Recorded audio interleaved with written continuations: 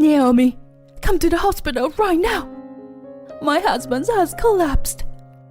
In the middle of the night, I woke up to the sound of my phone ringing. It was my mother-in-law's desperate voice telling me to come to the hospital immediately. What? Okay. I'll head there right away. I quickly grabbed my husband and we got in a car. While driving, my husband, who was sitting in the passenger seat, was giggling and exhaling a smile of alcohol. I couldn't help but wonder, why is he laughing in such a serious situation? As I drove, my husband continued to mutter strange things. Yeah, right. So Dad collapsed. He must have taken what I gave him. Good. Everything is going as planned. I felt my blood draining from my face. My heart was pounding in my chest. The only sound in the car was my husband's unsettling laughter. Now, I can become the president of the company. When he said that word, I changed the destination and made a sharp turn. My name is Naomi. It's been 3 years since I married my husband Steve, and we live alone without children. We do want children eventually, but for now, we've decided to focus on work after discussing it together. This is because Steve's father was the president of a printing company, which, although not a large corporation, was a well-known company in our local area. They handle a wide range of work, from corporate flyers to official government documents to web design. You can always see their work around town. Steve, being the only son and heir, quit his previous job and learned the business from his father after we got married. I also wanted to contribute, so I started working with Steve and my in-laws. We agreed not to have children yet, so we could concentrate on work, as there was still so much to learn. Although there were many things I didn't know as a beginner, the job was rewarding and fun every day.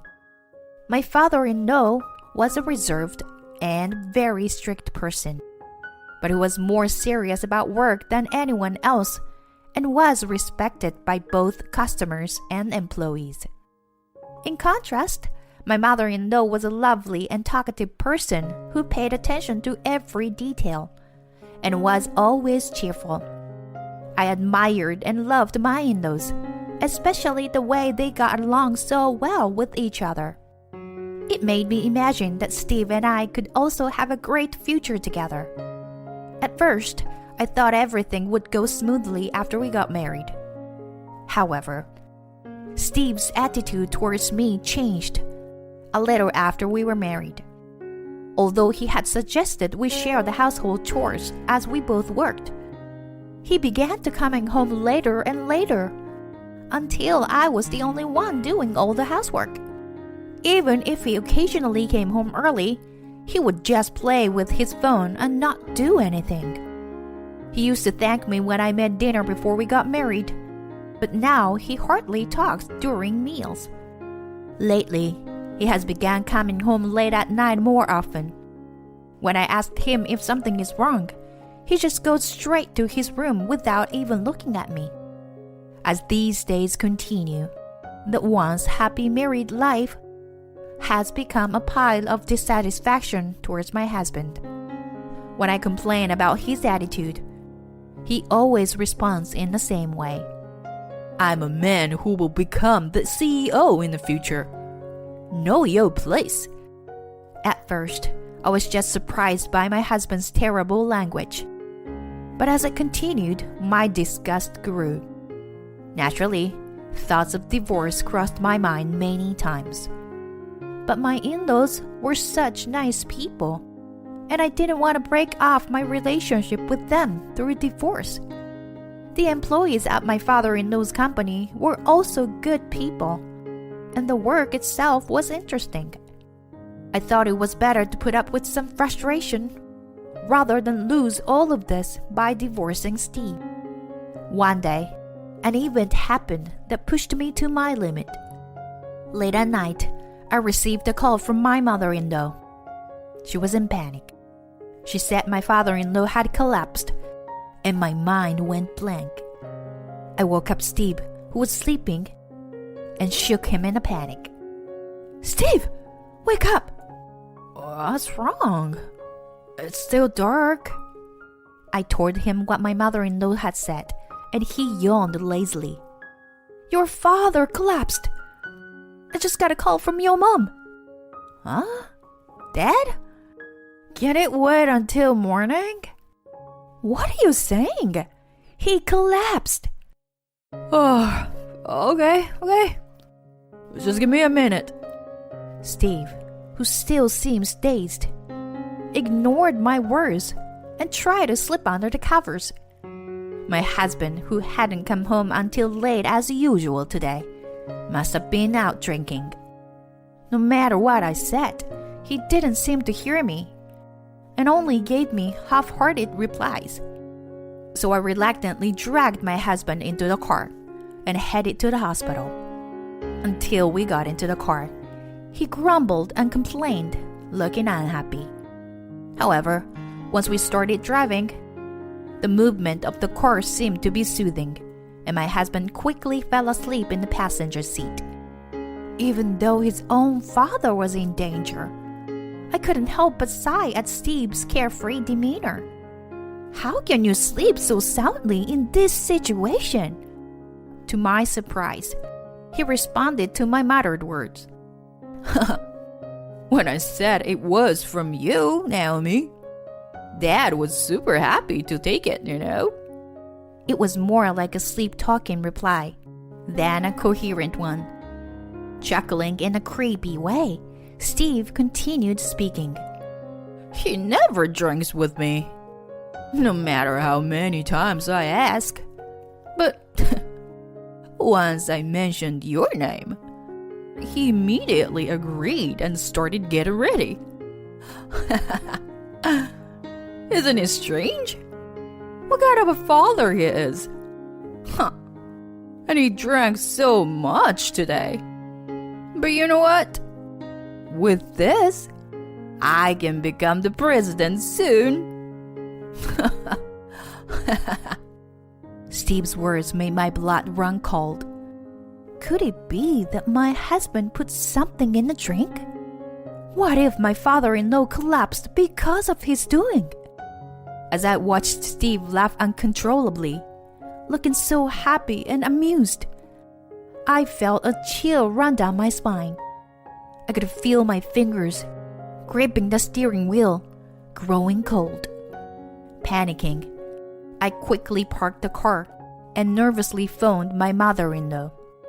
After a few rings, I heard my mother-in-law's voice, sounding weaker than usual. "Naomi, glad you called. I'm sorry I panicked earlier. He's all right now. His blood pressure went up a bit, but he's not in any danger. Just to be safe, we're keeping him in the hospital today. Don't worry." "Oh, that's good.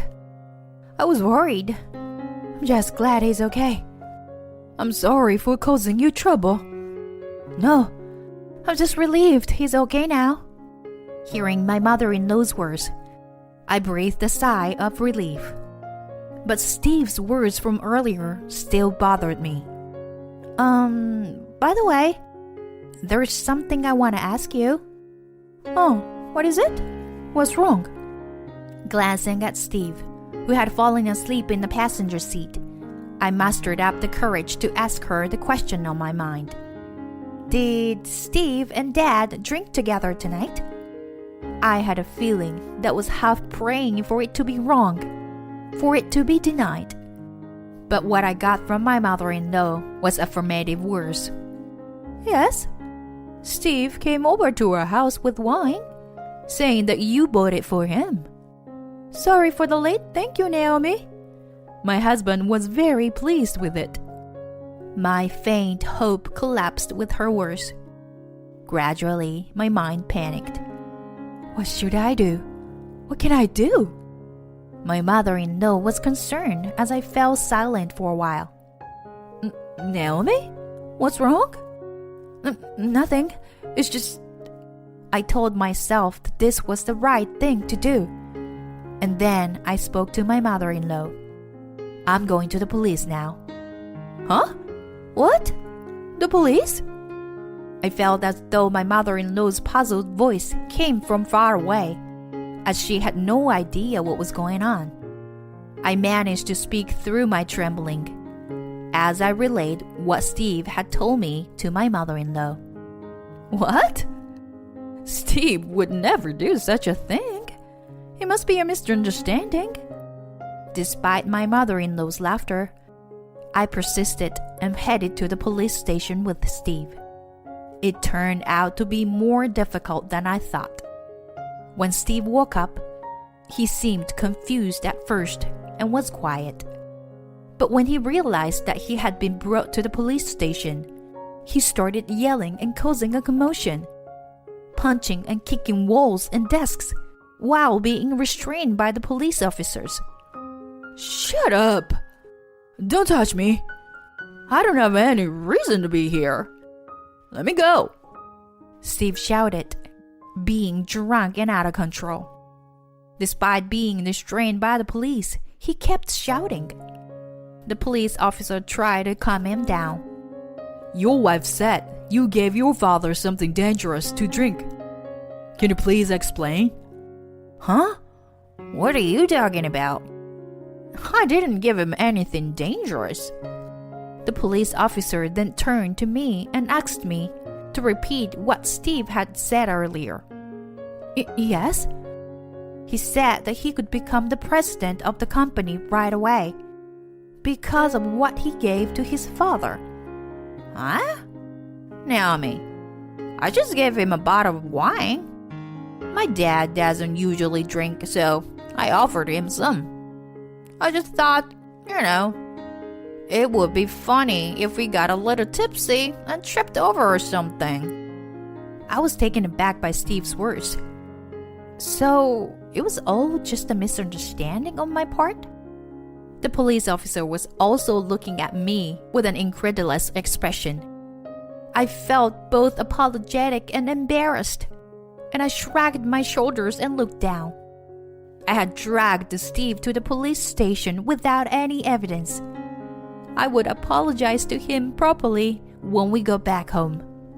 However, I couldn't believe what Steve said next. I thought he had actually fallen and was seriously injured as I planned, But it turned out to be just high blood pressure.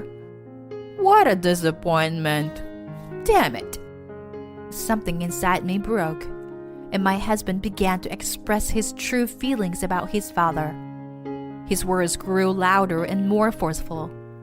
He never accepts my invitation and doesn't drink the alcohol I bring. But he happily drinks the wine when I told him it was from my wife. I mean, really, how sick is that? I'm his son, And he's all gooey over his son's wife.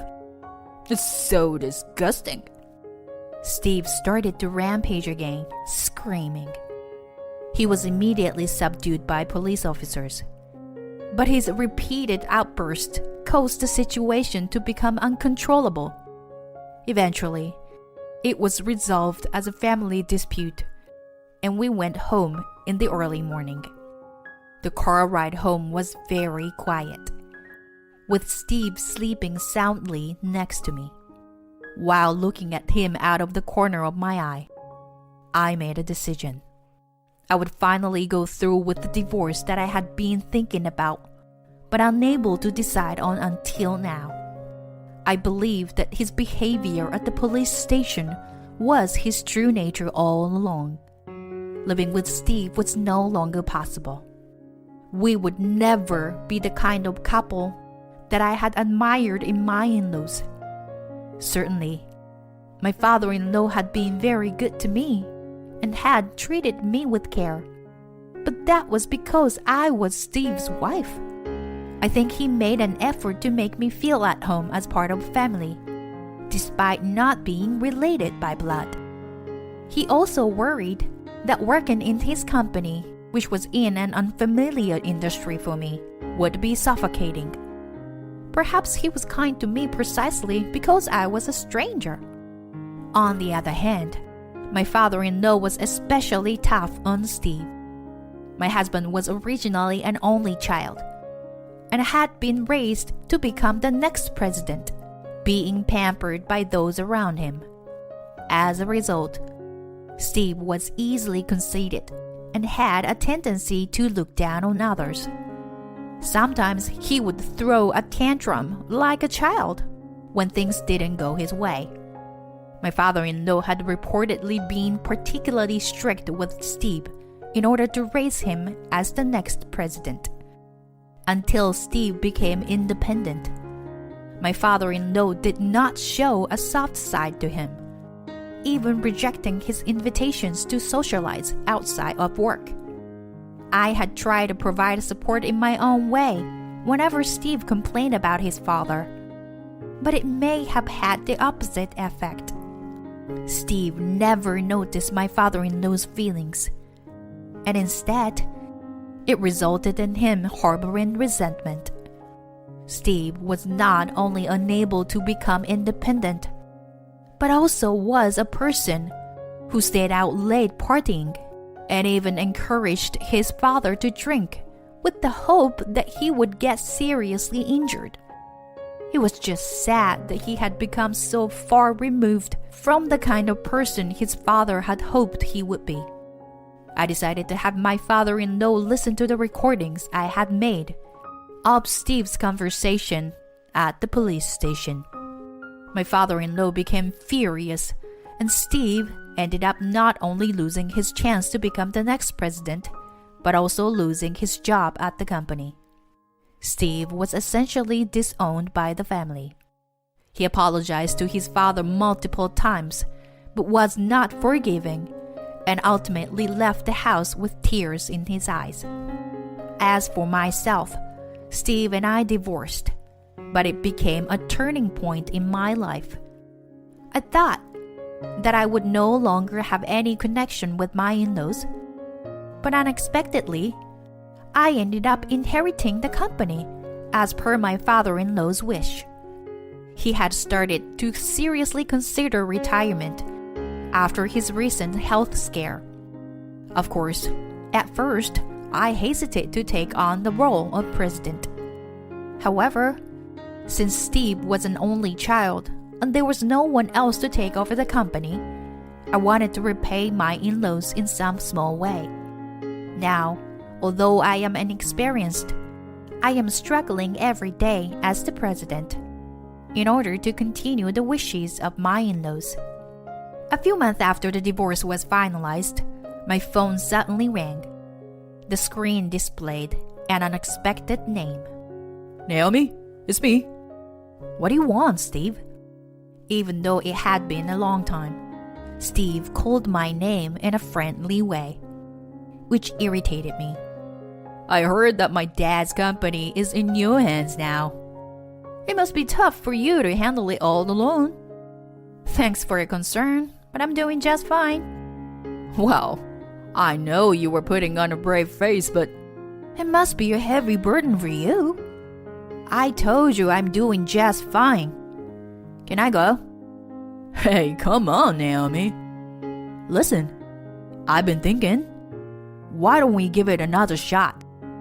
What are you talking about? There's no way we can start over again. You are the kind of person who would hurt people for selfish desire. But I've changed now.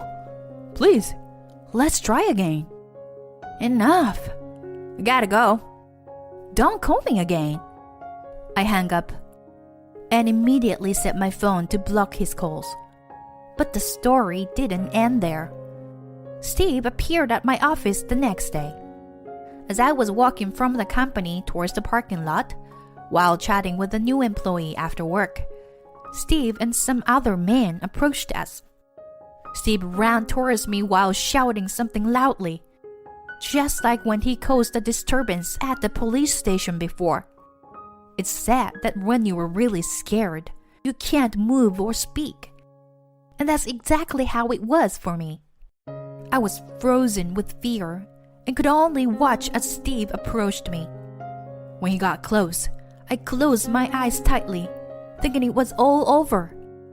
But then, there was a loud noise as something fell. "Are you okay?" I heard a panicked voice. When I cautiously opened my eyes, the new employee was looking at me with concern. Yeah, I'm okay. Thank you." "I'll call the police. Stay here." He explained the situation to the police on my behalf, as I was still in shock and couldn't do anything. Thanks to him, Steve and the other men were taken away by the police. It turns out that Steve had a grudge against me for rejecting his attempts to get back together and blocked his calls. The idea to ambush me at the company was suggested by his male acquaintances, who he met at a bar where he started hanging out until late at night during our marriage. These men also came up with the plan to get my father-in-law drunk and cause him serious injuries. Perhaps they wanted to enjoy some good times with his expense if Steve became the company president. If the new employee hadn't been there, I shudder to think what would have happened. He still worries about me and has been accompanying me to work. Although I feel a little guilty, I'm more grateful. Maybe I'll treat him to a meal as a thank you. Looking at him, who walks beside me, I picked out a delicious restaurant in my mind. My ex-husband eloped with my son's wife. 10 years later, when he heard my story, he turned pale. Why is no one there? When I returned from shopping, my grandson was left alone. I rushed to call Anna, but the phone was disconnected. Then I checked the note on the dining table. A lot has happened in the 10 years since then. This man standing in front of me now, apparently nothing has changed in 10 years. I heard, "You're still single and lonely." What? You don't know? I said to my mocking ex-husband as I matter-of-factly. I explained to him about the past 10 years. My husband's face turned pale as he listened to my story. My name is Emily, a 48-year-old housewife. I have been married to my husband Jack for 24 years. We were originally classmates in college. We started dating after graduation. After we both started working, we were originally good friends. We often went out for drinks after work. At that time, I asked him about his problem at work. I would talk to him about various problems. I was having difficulties at work. He was a good listener, and when he listened to me, I found that my worries mysteriously disappeared. Then we naturally grew closer. We started dating. And for a while, we enjoyed our life as lovers. But one thing led to a change in our situation. It was about a year and a half after my husband and I started dating. I went to the hospital because I was not feeling well. There, the doctor gave me a surprising statement. "You are 3 months pregnant." What? I was pregnant. I immediately reported to him. "What? Pregnant? Are you not happy?" "I've only been working for 2 years. I didn't want to bother him." I said so. Worst case scenario, I would raise him on my own. I was prepared for that. Then he said to me, "What are you talking about? Of course I'm happy." "What?" "We're going to have a baby. What could be more exciting than that?" "Jack, but you're still too young to get married." "You know, I've always wanted to marry you someday." "What?" "It just happened earlier. The order was reversed though. I'm going to propose right here, right now. Emily, will you marry me? Yes, please. I was so happy to have his child. I was sure that with him, I would be able to build a warm family. I was sure of that. Then he and I went to greet each other's parents. I thought they might give me a hard time. Surprisingly, both parents were kind. Oh, so you already have a little life in you. That's so exciting. I can't believe you're getting married and having a baby in the same year. I'm so glad we're going to have grandchildren. Both parents seem very happy to have a grandchild. They are already working. They don't seem too concerned about a big wedding. I was relieved to hear that. He and I were able to get married without any rancor. We had a wedding and went on our honeymoon right away. We started our honeymoon. I went on maternity leave and gave birth to a baby. A healthy baby boy was born. My husband named him Steve. My son grew up quickly. He grew up to be a very good boy. My husband and I got along well with him. We had a good relationship with my husband and my son. As our son grew up, my relationship with my husband and I deteriorated little by little. Or perhaps it would be more accurate to say our relationship cooled off. I had a baby. I returned to work after taking maternity leave. After that, I was responsible for the housework and childcare. My husband has never done any housework since we got married. He said he would not cook because he was not good at it. And cleaning seems like he would break things. He told me he has never done it. Because he has always lived at home, I managed to get my husband to help me. I tried to get him to help me and learn to do the housework. But to no avail. He stubbornly refused and would not do it. I thought it would be faster and less tiring if I did everything myself.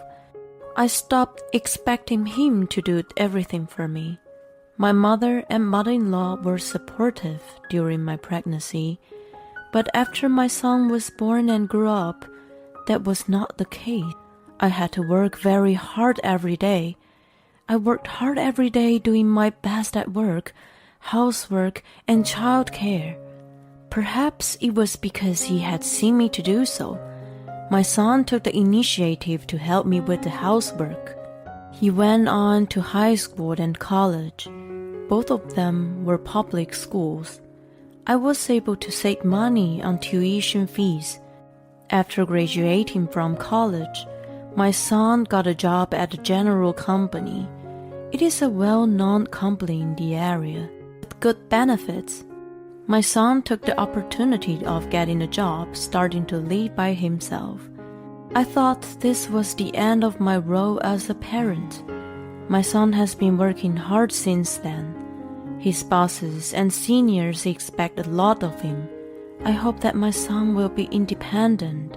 I was relieved to know my son was doing his best as a member of society. But then, one day, something surprised me and my husband had happened. It was that our son brought his fiancée. I want you to meet someone. He contacted me that way. He brought her to us later on, a woman named Anna, whom my son had promised to marry. I'm thinking of marrying her. Our son said so. We were very surprised. He is only 24 years old. That is the age my husband and I got married. I guess it is quite early in this day and age. Moreover, Anna was very beautiful and pretty. I didn't expect such a beautiful woman to be his wife. I thought, how could he do that? Where did you two meet? We were actually classmates in college. What? I was surprised. It was the same as when I met my husband. My husband was also surprised with his eyes wide open. And after that, my son said something even more surprising. We started dating after we graduated from college. Well, she got pregnant. What? Pregnant? I let out a loud cry. Then I looked at my husband. I knew you were against it. It's not a good idea in the eyes of the public. My son seemed to think I was angry. Oh, no. Actually, me and your father got pregnant too when we got married. What? Really? Yeah, and we were 24 years old, just like you. That's totally the same. Well, I didn't know that was possible. Yeah, that's why your dad was so surprised. So, you're not against it, right? Of course. Have a happy marriage. Lucky me. When my son and Anna heard what we had to say, and relieved to hear that we were the same, my husband and I were amazed. Our son was in the exact same situation. It was funny that we ended up getting married. We laughed and thought they really are father and son. I think we enjoyed talking as a couple for the first time in a long time. Oh, that day, my son and I had a lot of fun talking about Anna. After that, my son and Anna, they got married safely. They got permission from the other couple's parents. The mood was not so bad, and the conversation went on peacefully. Not only did the son become independent, he also got married. I was deeply moved. I wonder if this is how my parents felt when I reported my marriage and pregnancy. Then my son and his wife started their new married life. I went to the son and daughter-in-law's house regularly to support his wife during her pregnancy. Thank you, Emily. You have done so much for us. I really appreciate it. It's okay. When I was pregnant too, my mother-in-law helped me. I and daughter-in-law had a very good relationship. And in the midst of all this, my daughter-in-law and my son made this proposal to us. If it's okay with Mom, why don't you live with us? I'm too busy with my work. I often come home late. I would feel safer if my mom and dad live with us. Anna also adores you. My husband and I were surprised when they suggested it. We had no reason to say no. We had an extra room. We decided to move in with our son and his wife. Living together with my son and his wife was a lot of fun.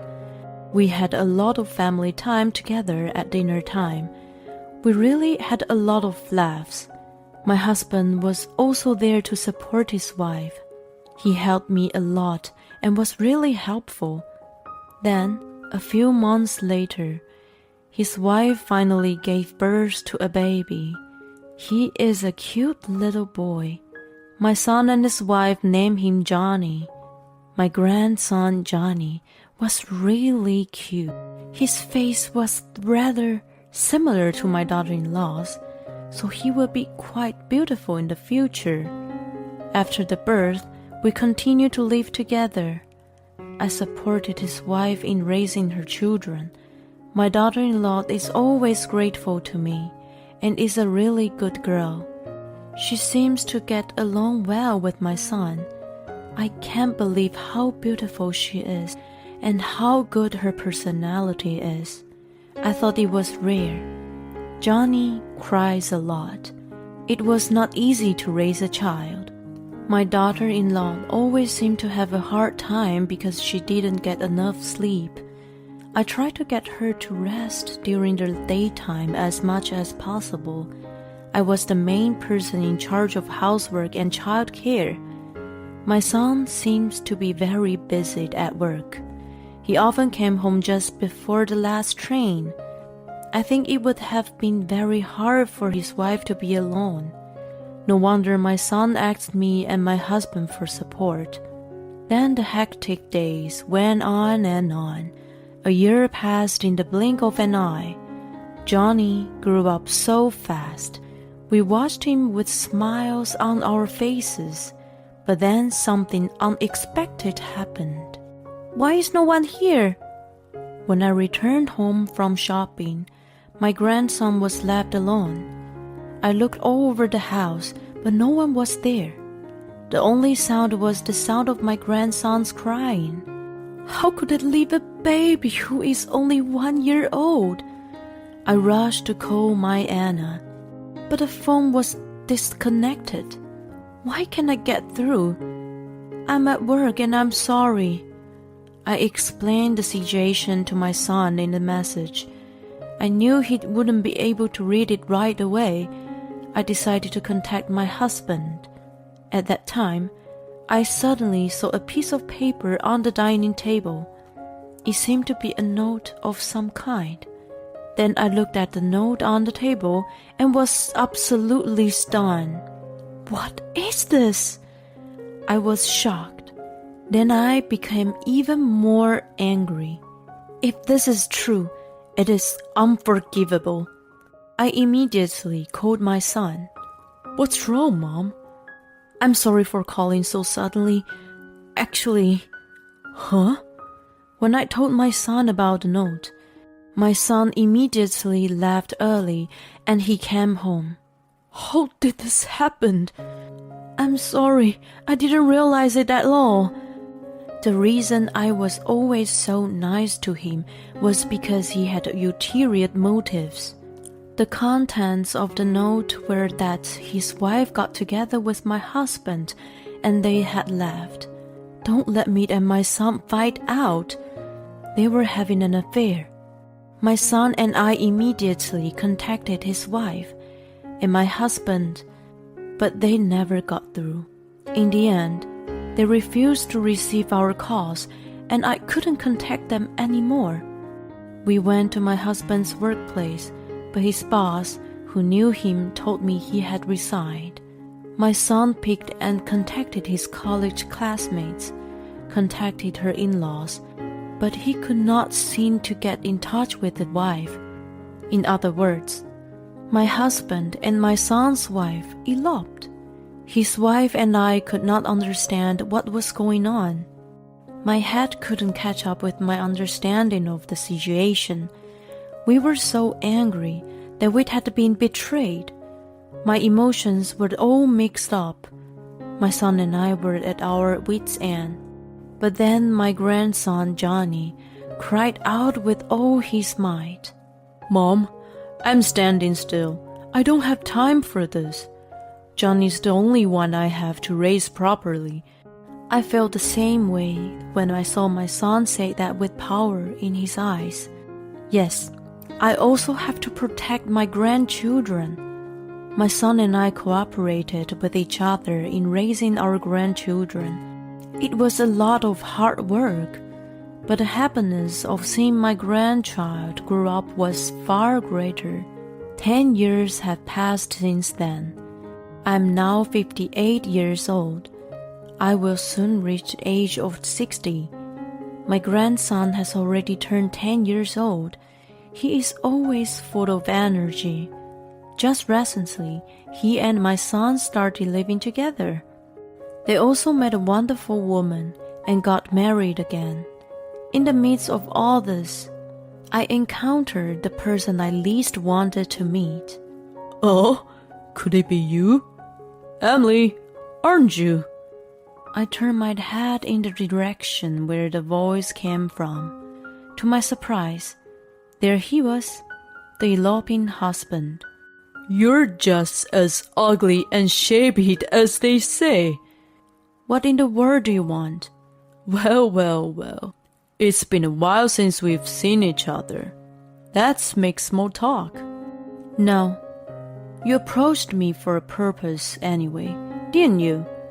I too have experienced many changes. 10 years have passed since then. A lot has happened, so I'm not weak enough to let my husband take the pace. Huh? What kind of a stupid potato woman are you? Acting like you can do it? This man standing in front of me right now. It seems that nothing has changed in the past 10 years. He is a real pain in the ass. That's what I thought. My ex-husband said something like that. I heard you're still single and lonely. Huh? Well, it can't be helped. I'll remarry you again. Huh? What are you talking about? Oh, come on. Can you be so tough? You're the one who doesn't make any money, who doesn't have a partner. You'll be happy again. Apparently, my ex-husband has misunderstood something. Huh? You don't know? Huh? What? To my ex-husband who mocked me, I nonchalantly explained to him about the past 10 years. His face turned pale as he listened to my story. Oh, you're living on stocks as an investor? Yes, after my husband eloped, I started to invest in stocks while using our savings. To earn money while raising a family, I was trying to figure out how to make money while raising a family. I came to the conclusion that I should actually trade stocks while studying. At first, it was difficult to make a profit. I guess I got the hang of it. I gradually became able to make a profit, and when I came to realize it, I was able to own a considerable amount of assets. I have grown to the point where I am now the manager of several companies. Oh no, oh no, you... It's fine to make fun of me. The reality seems to be a world of difference between heaven and earth. When I say that, my ex-husband changed his attitude with a flip of the palm. It was my fault. Let's start over again. I thought you were the only one for me. He said random things. My ex-husband tried to take advantage of me, but I'm not stupid. It's disgusting, so don't do it. I know you don't have feelings for me. Why don't you stay with the woman you stole from our son? I'd be fine with that. When I say that, my ex-husband spoke awkwardly. We've already had our breakup. He even remarried, but in the end, the age difference, love couldn't cover the difference in age. As I got older, she lost all interest in me, so we ended up having an affair. I've already broken up with her, so it's not a problem. No. It's a big problem. In the first place, I'm remarried. What? You can't see this ring? Oh no, that's the one I thought it was the one I gave you. No, it's not. This one is similar, but my husband bought it for me. He's a company owner, not like the one you bought me. The prices are off the charts. Even as I was telling him, my ex-husband's face remains blue. The woman he thought he had abandoned, she was more successful than he was. I guess he's in shock. But it doesn't matter anymore. If you talk to me anymore, I'll call the police. Police? I can't have that. I can't survive if I lose my job. Then please be quiet. Don't ever show your face in front of me again, you poor man. When I say that, my ex-husband ran away. He left. He really is a helpless person. Then my son and his family and I put a restraining order on my ex-husband so that he would never come near us again. Someone told me that my ex-husband eloped and quit his job. After that, he had a hard time finding another one. And yet, as Anna became more and more extravagant, life became difficult at once. Then Anna said, "I can't live with a man like an old man who has no money." She abandoned my ex-husband, so he continued to be lonely, and finally he came to me. Incidentally, someone told me that Anna was caught in the scam. She is in a lot of debt. I was relieved to hear that both my ex-husband and ex-wife were going through a hard time, because if they weren't, otherwise, my son is miserable. Well, my ex-husband and my son's ex-wife self-destructed on their own. We didn't do anything to them. Still, I think it's a very good situation where my fall down and the situation in which we are succeeding is very good. I would like to continue to live happily with my husband and son's family. I would like to spend happy days with my husband and my son and his family. My husband was supposedly working when a holdup occurred inside his office. When the case unraveled, his secret came to the light. Breaking news. I was watching the news on TV when the screen suddenly changed. No way! It was a case of holdup. The scene being broadcast from the helicopter was my husband's office. I rushed to call his cell phone. Are you okay? Are you safe? What do you mean? I'm working right now. What? Are you with the suspect? Huh? My name is Heather. I'm a researcher at the scientific manufacturer. I've been married to my husband Dale for 6 months. We met at a house party hosted by my boss. I was brought up by a kind of parent who was very devoted to education since I was a young child. I loved studying. After high school, I enrolled in a university with strong science programs and devoted myself to research until graduate school. I would clarify the unknowns and problems and approach them in various ways. I enjoyed the process of searching for answers based on records and results. That alone made me feel fulfilled in life. Research was my life for 6 years in school. Although my grades were good, I was far from being fashionable or having a colorful love life. I told Pam, my boss at work. She told me to broaden my horizon by getting involved in things other than research. Hence, our party was organized. To be honest, I was not at all enthusiastic at first. I had been to a house party once when I was a student, at the request of a colleague at my part-time job. It turned out to be a horrible experience for me. I only remember that I was teased and called a nerd or geek just because I was a science major. In fact, I neither knew how to act at a party nor flirt with boys.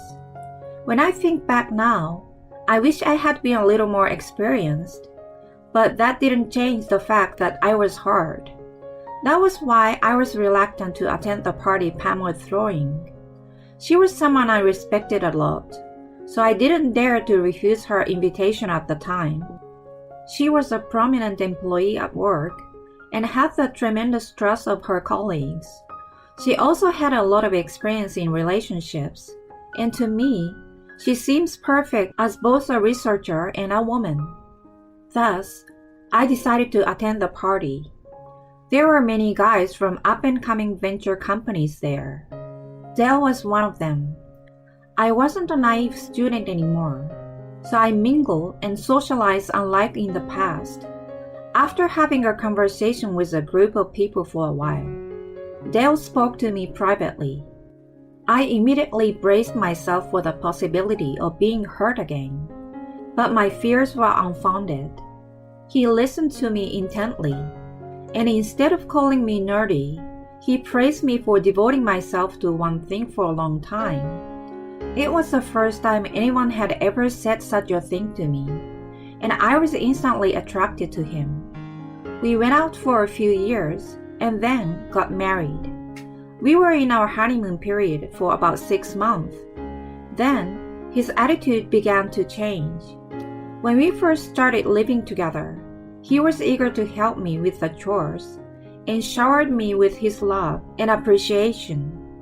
After a while, he stopped doing any of it. He worked so much overtime and on weekends that we didn't even have quality time together. I understood That being a startup venture, he must have been quite busy. I also thought that men normally dislike doing chores, so I didn't mind so much about it. However, when he started coming home smelling of alcohol and a woman's perfume, I began to worry a little. One day, I couldn't bear the feelings of loneliness and anxiety about him cheating on me, so I asked him directly, "Hon, you have been coming home late these days. I want to spend a little more time with you. You often come home smelling of alcohol and perfume, but you're not cheating on me, are you?" He was changing his clothes from work and started yelling at me with a grimace. It's a very important time to build a relationship with my clients for the company's success right now. I've been taken to places I don't even want to go and forced to drink. This is a part of my job, but you accuse me of cheating while I'm working so hard. Have you lost your compassion after studying too much? You're an unfit wife. Shame on you. I didn't expect him to be so upset. I assumed he must have been under a lot of pressure, and my lack of consideration had made him angry. I regretted it and apologized repeatedly, but he became even colder than before. A while later, I was off work that day. Dale left for work early in the morning. I was folding the laundry while watching the news on TV when the anchorman reported breaking news. I stopped my hands and turned to the TV to see what was going on. I was stunned. A man had forced himself into Dell's office and was holding an employee hostage. I couldn't believe such a threat fell upon my own husband. The camera caught a glimpse of the suspect yelling something at his hostages. Worried about Dale's safety, I immediately called his cell phone. The ringing continued several times. Then I heard his voice. "Honey, where are you? Are you okay?" There was a short pause. What do you mean? I'm working at the office. It couldn't have been possible. Right at the time, his company was being televised for a hold-up case. I wondered if he was being told what to say by the suspect. I fearfully asked him, "Is the suspect next to you right now?" I heard him let out, "Huh?" like an idiot. It was only for a moment, and he immediately gathered himself. Oh, no. I'm working from a client's office. I'm okay. I just found out about it on the news. I'm sorry. I have to deal with it, so I gotta go. He hung up the phone. I sensed something strange. Even though he was at his client's office, I wondered if it was possible for him to find out later than I did. If he was in the middle of a meeting, it would have been impossible for him to take my call. If he was on the way back to his office, it was strange to say that he was working there. It was a major case of hold-up with hostages. I decided to ask him about the strange circumstance, although I might have gotten him upset again, and watched how it unraveled on the TV. It was successfully solved without any casualties in the early morning. Just then, Dale came back home. When I was about to ask him what had happened, he suddenly pulled me into his arms. I love you, honey. If you hadn't called me, I would have been so freaked out that I might have gone mad. I'm really glad to have you.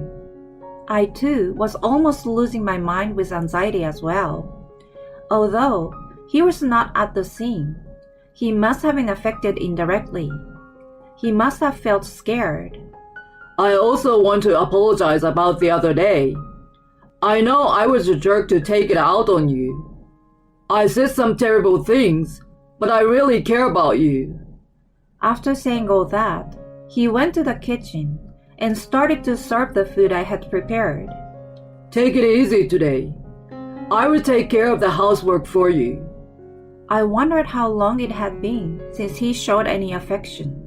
He had never apologized about coming home drunk late, nor had he thanked me for anything I had done those days. It was the only time he helped me with the housework and appreciated me. but it was enough to make me happy. Before I knew it, I had forgotten about the strange feeling I felt when I called him. The next day, while I went about my business as usual at work, Pam came to talk to me. She was wondering if something good had happened to me as I looked happier. It was embarrassing that I had unconsciously shown it on my face. I told her everything that had happened the day before. When I finished, she looked skeptical. I wondered if I said something out of place. I had assumed that she would have been happy for me, contrary to my expectation. What came out of her mouth was something else. "Are you sure you're okay with that?" I didn't get what she meant by it. When I asked her, she explained apologetically. When a man suddenly becomes nice, it is usually when he has something to hide, cheating, debt, or something. I was irritated to hear that. It's just that the man you dated in the past have been like that. Dell is different. He's probably just tired from work. She raised her eyebrows as if to say, uh-huh, when I, normally a quiet person, countered her. I got even more irritated and lashed out at her. "I met him thanks to you, but you don't know him like I do. Please don't meddle too much in my marriage." She mumbled, "Right," and walked away with a sad face. After that day, she started taking more days off from work. I worried if it was my fault. A few days had passed since then, and I was aware that I went over the line. I wanted to apologize to her, but I didn't know how to bring it up, and was only able to have businesslike conversations with her. Just as I was thinking that I had to do something about it, she asked me out. She wanted to show me something. A few days later, Dell's indifferent attitude toward me was back in force, and I was feeling lonely again. Then we received a call from his parents asking us to visit them for an important talk. We drove to their house. Dell hadn't been sweet to me since the hold-up incident. Our relationship had cooled off, and there was no conversation in the car. When we arrived, we were ushered into the living room and were told that my father-in-law was diagnosed with a progressive disease. He would soon need nursing care. It was impossible to do alone by my elderly mother-in-law, so she asked Dell to help as much as possible. He seems to be annoyed by her request. "I'm pretty busy with work, so why don't we just leave everything to Heather? She doesn't seem to be doing much at work. I wouldn't mind if she stayed with you guys if needed." How heartless he sounded in front of his parents, while I was dumbfounded by his selfishness. My father-in-law opened his mouth. "Well, it would be better to have more people helping us. But aren't you quite busy at work right now, Heather? I don't know all the details, but I heard that your company has made a breakthrough invention, and the business is growing fast. You know about that, don't you?" Dale glared at me. What my father-in-law said was true. It was a medical invention, so I supposed he must have come across it as he researched his own illness. "What invention? I haven't heard of it yet. How come he knows about it and I don't? Don't embarrass me in front of my parents." Although the volume of his voice was kept down in front of his parents, his tone was filled with anger. His big pride was hurt. Yet, he did all kinds of things behind my back. Finding the perfect timing, I turned to him and spoke clearly. "Why, you didn't know?" "Because you're never home. You don't care about spending time with me. And you're cheating around." My in-laws were absolutely mortified at the unexpected turn of events. "Don't talk nonsense. Not only are you embarrassing me, but you're also making a stupid joke in front of my parents." It would have been much better if it had been just a stupid joke. Can you still justify your wrongdoing? I took out an envelope from my bag and spread its contents on the table.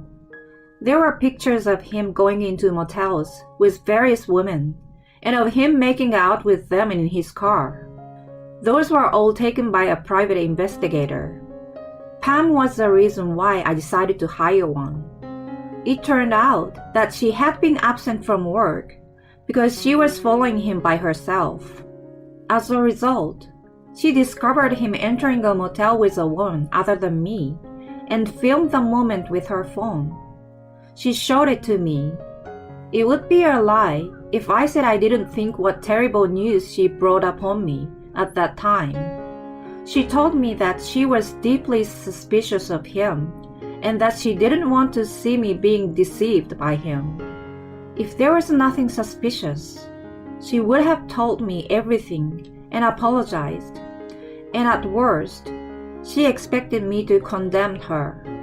Since I had seen irrefutable evidence, I could no longer escape from reality. I decided to thoroughly investigate his affair and hired a professional investigator. According to the investigation, he was having multiple partners and even complained about me to them. My wife has no feminine charms. I married her thinking she could at least be a housekeeper, but all she can do is research. She doesn't know how to please a man at all. Compared to her, you are amazing. He bad-mouthed me. By the way, how did I know that? One of his partners was not serious about him and sold him for a little gift. His parents were so shocked that they were in tears as soon as I mentioned the divorce and alimony. Wait, that's not true. He started to make excuses and pleaded with me to forgive him. I just gave in to temptations. You know, I had been drinking, so I wasn't thinking straight when they made a move on me. The only person I really love is you.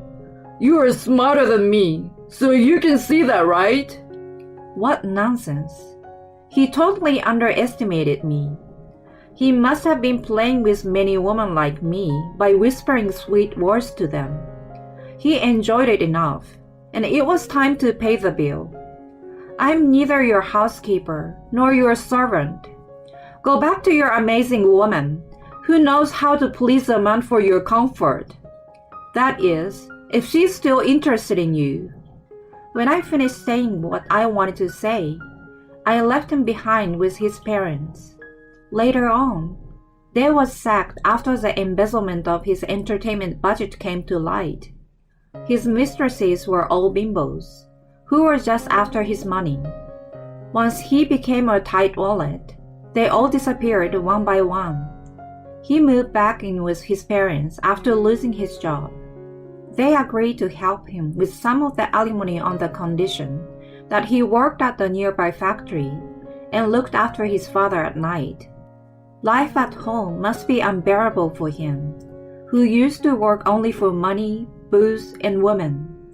I apologized and thanked Pam. I had said terrible things, and thanks to her, I had found out about the affair. I was finally forced to face reality. I asked her why she went to such lengths to help me. You reminded me of myself in the past. You think I have a lot of experience, but of course, it wasn't always like that. I had fallen for a bad guy too. In my case, he didn't cheat on me, but he forced me to pay his debts. That's why I felt I had to help you somehow. Don't thank me because it's all about self-satisfaction in the end. I feel deeper respect and affection toward her now. Since then, she has taught me makeup and fashion. I'm trying to be more cautious about other things besides research. Don't mean to brag, but I think I look much better now. When I go out for drinks with Pam, it's not uncommon for me to get picked up. I see this as a good opportunity and training my eyes for better men. Whether it is research or romance, broadening my perspective would lead to a better result. My husband poured cold water on me when I was suffering from a high fever and left me behind. When he returned, I sent him to hell.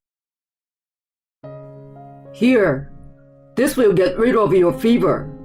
I'm not coming back until you get better. My husband poured cold water on me. My fever was so high that I had difficulty getting up. We had been married for 5 years. When did he turn into such a jerk? I asked the wrong person for help. Even as my consciousness faded, my anger toward him welled up. It was then someone came to my rescue. When my husband returned home, he was so stunned to see the person that he lost his voice. I looked at his face and laughed at him so hard. Suck it up, you deserved it. My name is Cassidy, 33 years old. I'm a homemaker. I met my husband Alex when we were at university. He was one of my classmates in the same circle of friends. He was a good-natured guy who was popular amongst all students. If someone was in trouble, he reached out to them before anyone else. He helped me many times as a friend too. It was when I had a drink with friends in my senior year. I found out that the then boyfriend I had been with since freshman year was cheating on me and just broke up with him on that day. The other girl was also in the same circle, and I didn't want to make it a public affair. I was careful not to let people around me know, but Alex noticed that I wasn't in good spirits. Hey, what's wrong? Tears welled up involuntarily when he asked me. I had been holding back my emotions, not being able to tell anyone. He was stunned to see my crying and took me out of the bar. When I told him what had happened, he comforted me until I could gather myself. I felt a little lighter after telling him. When we went back inside, our friends teased us, which he lightly handled. From then on, he contacted me frequently.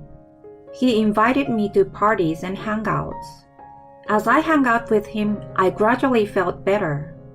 At the same time, I realized that I had fallen for him. Until then, he was always the one to ask me out, so I gathered my courage and started to ask him out. On the day of our graduation, we became official. I was at the peak of my happiness then. We both got jobs near the university. He worked in sales and I in administration. Although our jobs were different, we shared the same problems as newbies. We often met up after work and on weekends to encourage each other. There were times when things didn't go well at work, but he helped me get through it. He always knew what I wanted to hear. It was really comforting to spend time with him. He didn't change over the years of our relationship. Although we lived separately close to each other, we were almost living together, going back and forth to each other's places. We continued our relationship like that. And before we knew it, 6 years had passed. When we hung out with our university friends, they often asked us when we were getting married. Alex always handled the question with silly jokes. As the days went on, our 6th anniversary arrived. Hey, when are we getting married? I asked him directly. He answered after a short pause. My mom is a bit crazy and overprotective. If I told her I was getting married, I worry what she would say. She might say something terrible to you. I do want to be with you forever, though. In all the years we had been together, I had never met his parents. When he was on the phone with his mom, Kelly, I normally kept quiet. My mom is such a pain in the neck. He always complained and didn't dare to tell her about us. What do you think about marriage? Then he replied he wanted it as well. I will do my best to work things out with your mom. I was anxious, of course, but I held his hand and pushed him. The following week, We went to tell his mom about our engagement. His parents divorced when he was in middle school. I had braced myself before meeting her, but it turned out to be a waste. I'm looking forward to the wedding. You will look like a princess in a dress. Unlike the person Alex has described, Kelly treated me nicely. He seemed surprised at the different reaction from what he had imagined. I felt a sense of relief. Kelly spoke excitedly about the wedding the whole time, and our first meeting ended harmoniously. If I knew it was going to be like this, I should have married you sooner. Alex laughed on the way home. We decided to have the wedding on my birthday and moved in together first. We had known each other for a long time and had been semi-cohabiting, but it still felt very new. I rushed home to cook dinner after work. Alex always finished everything I cooked for him. Whenever I was reminded that we were married, I felt tremendous happiness. Kelly brought a lot of food without notice and meddled in the wedding planning. She was a bit nosy, but we were getting along well. On the day of the wedding, Alex and I headed to the wedding venue after registering early in the morning. We were congratulated by friends and family, including our university friends. Kelly cried from happiness many times from the beginning till the end. The day after the wedding, we went on our honeymoon to Hawaii. Have a great time! She sent us off with a big smile. I bought lots of gifts for her on the trip. Alex had warned me about her, but I thought we were getting on all right. I felt as close as ever to Alex, and my life seems to be going perfectly. However, after returning from the trip, Kelly started acting differently. I got you some gift, Kelly. I handed her a lot of souvenirs. This must be from Alex, and you picked this one. She sorted them out. I asked her how she knew. Because you have no clue what I like. I've realized that you have no sense of style since you were preparing for the wedding. I was stunned by her bold comment. By the way, when are you going to quit your job? She suddenly changed the subject. I'm not planning to. My voice faltered. Honeymoon is over now. You must focus on having a baby, you understand? You gotta do what you're expected to, right, Alex? He looked down without saying anything. It had been 6 years since I started working. I was entrusted with more work and came to appreciate it more. Even after marriage and having children, I was planning to keep my job. I couldn't understand why I had to quit. Why didn't Alex say anything? Let me think about it. You're 28, aren't you? You don't have much time to think about it. She almost scolded me.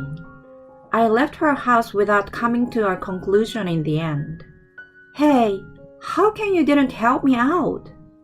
I asked Alex on the way home.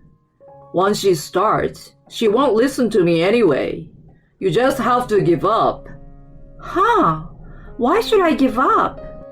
He didn't answer me, but just furrowed his eyebrows.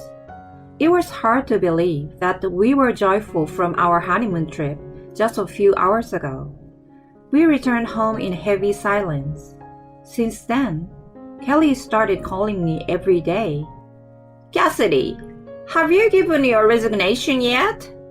There is a good OBGYN, and I want you to see him as soon as possible. I almost became neurotic every time I spoke to her. I finally had enough and decided to resign from my job after telling my boss what had been going on. I cried in frustration on my last day. I thought it was going to satisfy Kelly, but it didn't at all. Come on, I'm going to teach you every one of the chores. She came over every day.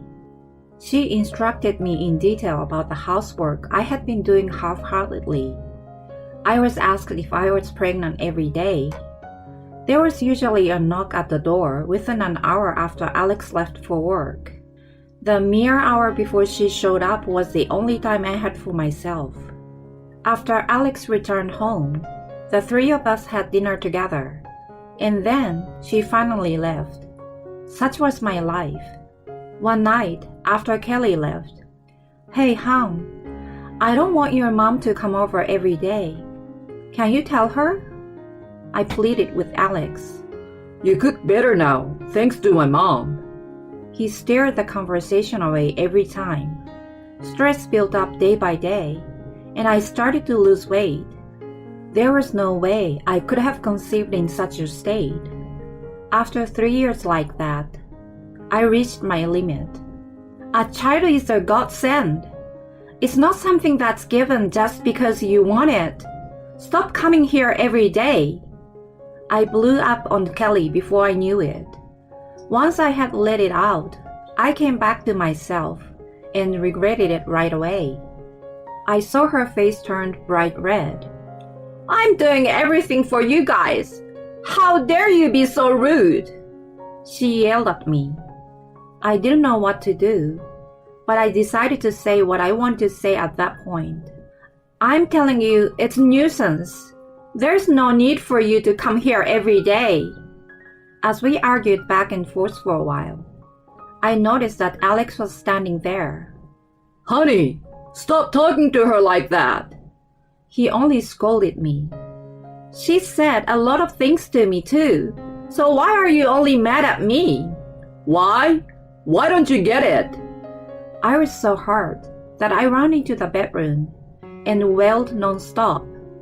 I heard Kelly leave, and Alex came into the room. Are you still crying? You should be sorry for what you did. He mumbled. "Why do I have to be sorry? I've worked so hard and endured so much." I warned you before we got married. You knew what you were getting into. You said you would make it work. Don't be rude to my mom anymore. He left cold air behind. I couldn't stop crying even hours later. After that day, Kelly stopped coming. She called me once in a while, but I never answered. If she needed something from me, she spoke through Alex. He occasionally went to see her without me. I continued to have a cold war with her, and my marriage became loveless. We neither argue nor be amicable. We only had the bare minimum of conversation. There were days when he became hostile toward me. My mom often says that you're a failure. I was told out of the blue. He came home later and later every day, and sometimes he didn't even bother to come back. It continued for a while, and I started to think about getting a divorce. There was no trace of the sweet man I used to know. I sometimes wondered how we could go back to our former selves. Then one day, I felt unwell. I took some cold medicine and did my chores, but I still wasn't better by the evening. I was going to take a little break on the sofa, but I ended up falling asleep. Then I was woken by Alex, who came home from work. How come there's no dinner? I had been out for quite a while. My body felt hot, and I was quite feverish. I apologized and tried to get up, but I wobbled back down. Alex only looked at me coldly without any concern. "I think I have a high fever. Can't you take me to the doctor?" I asked him in a daze. Here, let this cool your fever. I'm not coming back until you're better. He poured cold water on me from a bowl. I'm going out for a drink if there's no dinner. He left me behind. I was pretty furious, but I couldn't say anything back and just lay there in dampness. Sometime later, when the dawn broke, Alex came back reeking of alcohol. I'm back. Have you gotten better? I heard his cheerful voice coming from the hallway. The moment he entered the living room, Kelly slapped him across his face. He sobered up immediately and froze there. "Where have you been? Speak up!" What are you doing here? He seems to be confused and freaked out at the same time, which made me laugh. I asked her over. You left me with a high fever, so she helped me. He was speechless. A few minutes after he left, my phone rang. I assumed it was him calling to apologize. I couldn't get up, so I crawled on the floor to grab my phone. When I answered it, I was surprised to hear Kelly's voice. Kelly, please help me. I squeezed my voice out. Within 10 minutes, she was at my side and took me to the emergency. I'm sorry to bother you. When I apologized to her, she replied, You're not feeling well, don't worry. I was immediately put on an IV drip and felt a little better afterward. Since I had no other symptoms, the doctor let me go. On the way home, Kelly bought a lot of electrolyte drinks for me. You've been so kind. I thanked her for her help. It's normal, we are family. When we arrived home, I told her about the rough patch Alex and I were going through. She was disgusted and also disappointed by his action. Alex, you owe her an apology. She scolded him, but he tried to excuse himself. She's been a drama queen. It's just a fever.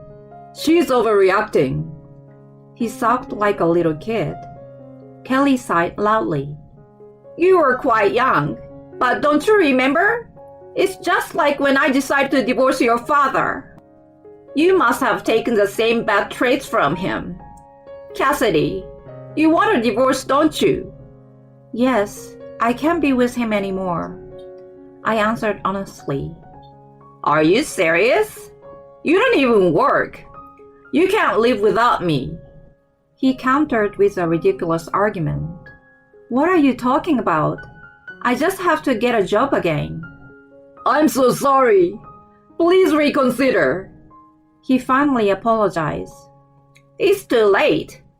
Cassidy, you can stay with me for a while. Kelly yelled at him, and we left the house, leaving him behind. On the way to her house, we spoke about our past. She told me that there was a reason why she was so hard on me. She was once a career woman in the early years of her marriage. When her ex-husband found out that she earned more than him, he quit his job one day. She worked until just before Alex was born, but he did nothing to help her and kept his carefree way. She continued to work hard, took care of the house, and raised Alex. One day, after Alex left for school, she collapsed at home. Her ex-husband, just like Alex, didn't care and went out. When Alex, who was still in middle school, came home, he called an ambulance and saved her. When they were going through a divorce, her ex-husband criticized her for being a workaholic and didn't care about her family. Since then, she believed that kids were always on the mother's side, and that being a perfect homemaker was more important than working. I'm sorry, I forced my opinions on you. She also mentioned that Alex had asked her to come over every day. Cassidy quit her job, so come and teach her to be a good wife. She wants your help too. I never said anything like that. Why did he come up with such a lie? After Kelly and I got into a Cold War, he apparently told her that I was bad-mouthing her. He also said that she was doing the same to me. In truth, she never said anything. I didn't understand the meaning of his behavior. Maybe he enjoyed watching us bicker. The next day, I visited an attorney to file for divorce. Alex kept pleading. Honey, Mom, I'm really sorry. Would you please reconsider? He begged us in tears. No way. We replied in unison. I told all of my friends from the university about what had happened. They were disgusted and said they would keep their distance from him. One of them works at the same company as him, so rumors were spread there. Kelly is also keeping her distance from him. and doesn't contact him anymore. He has lost the trust of his family, friends, and colleagues all at once, and must be in despair. I hope he reflects on what he did. I stayed with Kelly until I got a new job and found a new place to live. There's a blank period of 5 years, but I'm grateful to find a job in the same field as before. I still keep in touch with Kelly. We had a falling out once, but now we are like a real mother and daughter. She was as happy as if she were my own mother when I got the job. I hope to keep this relationship with her for a long time.